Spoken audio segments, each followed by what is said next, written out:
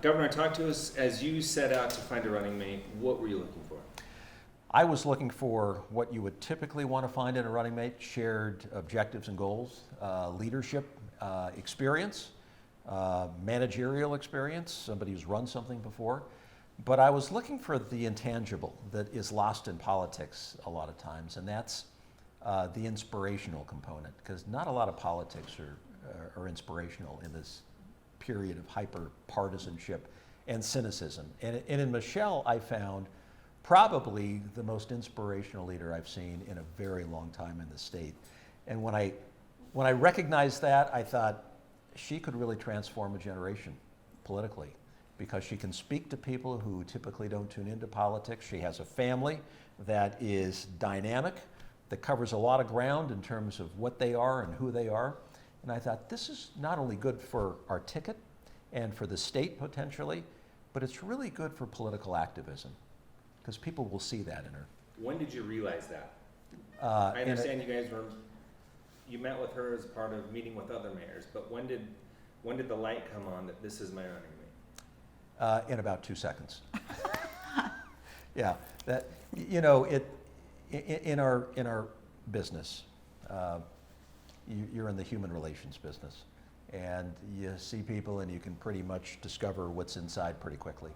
And it was almost instantaneous when I met Michelle, and I could feel the charisma, the natural leadership, the passion for her job and for public service. And I thought, this is a very special person. You know, I didn't necessarily expect this.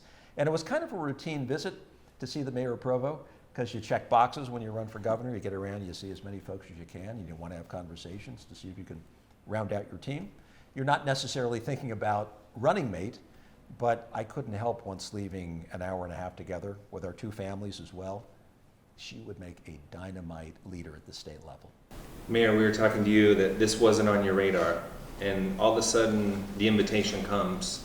How did you respond to that at first?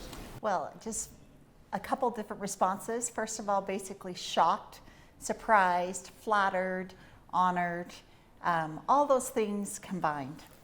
You just started your job as mayor Going about 3 years ago. Talk about your progression in politics over the last couple of years, and now this opportunity to be second in command. See, that's the crazy thing, because I never set out to have progression in politics. I was just someone that wanted to serve and do better. I had a unique story coming from Provo City. I was raised in the non-traditional, what you think of when you think of Provo, and just felt this need to give back to the community that gave so much to me. And there was that tug to get in and serve. I love my kids, so I went where my kids were, and it was easy for me to spot the underserved, because I was one of those kids in the city of Provo growing up and wanted to reach out and make a difference in their lives. We just heard the governor say it took him about 2 minutes to realize he was going to extend the invitation 2 seconds. to you. 2 seconds. Oh, 2 seconds. What was it like for you when that first came? Did you have to think about it at all, or were you on board right away? Well, first of all, because of his family and the family man he is and who he is, immediately. The political side was because I love my job so much and love the people I work with. That's where the heart was, and that's where the tears were shed, and a little bit of, all right, I'm all in, but to discuss this with my directors and my city employees that I love and adore, that's where it was going to be a little bit hard. Women are underrepresented up at the state capitol. You were the first female mayor of the city of Provo.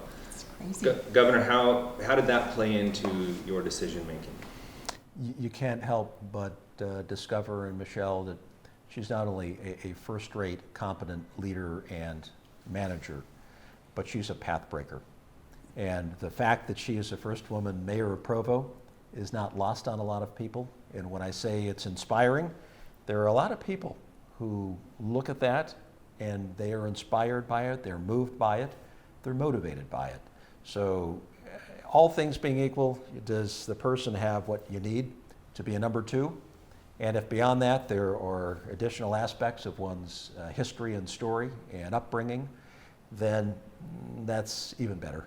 Mayor, talk about the trailblazing aspect from your perspective. So when I ran for mayor, I didn't do it because I wanted to be the first woman mayor of Provo. The reason I ran was because I knew I was qualified.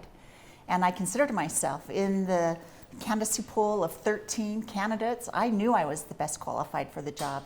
So I just told my family, we're gonna work really hard for 1 year and we're gonna see what comes out of this. And we landed there and I embraced that. I often invite little girls into my office and have little stickers that say future mayor, because I believe that if little girls can see it, they can believe that they could land here as well. Because I never believed in a million years, from my childhood to where I am now, you would never have thought I would landed where I did. Your experience and your politics mesh together. What does a Huntsman Kaufusi team mean to the state of Utah? It's gonna be awesome. It's gonna be awesome. Do you guys complement each other politically as far as your thoughts and ideology are concerned? What I love about this ticket is a shared love for the state. That's a given.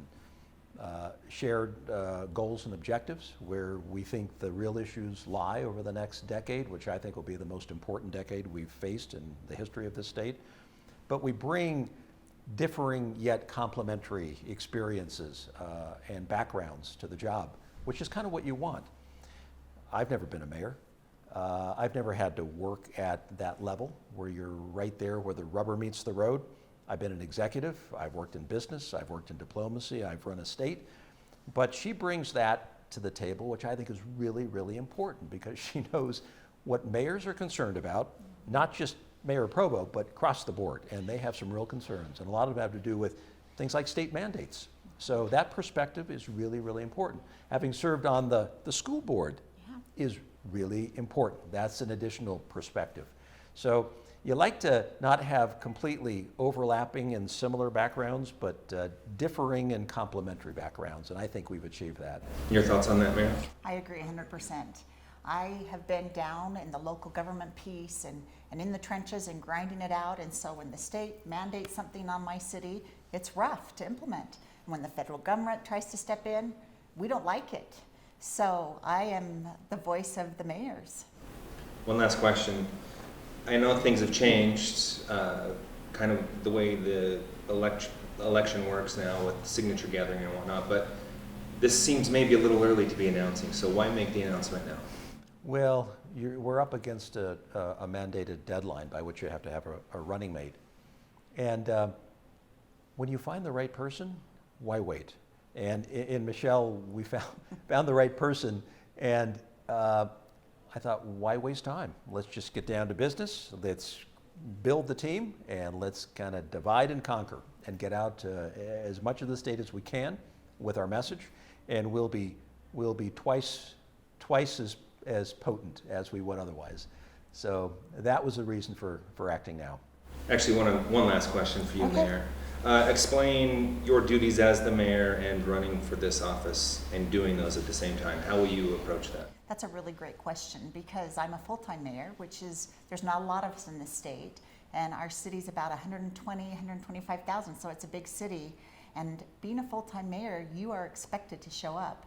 So I will be at my office, you'll see me at city council meetings, but the beauty of our job is something that actually Governor Huntsman implemented. We do 410s, so Friday, Saturday, Sunday, put me to work, and we will be there. And the beauty of running a campaign that I believe in and my heart and soul's behind, it'll come easy to me. We'll just multitask and we'll get in this and we'll win it.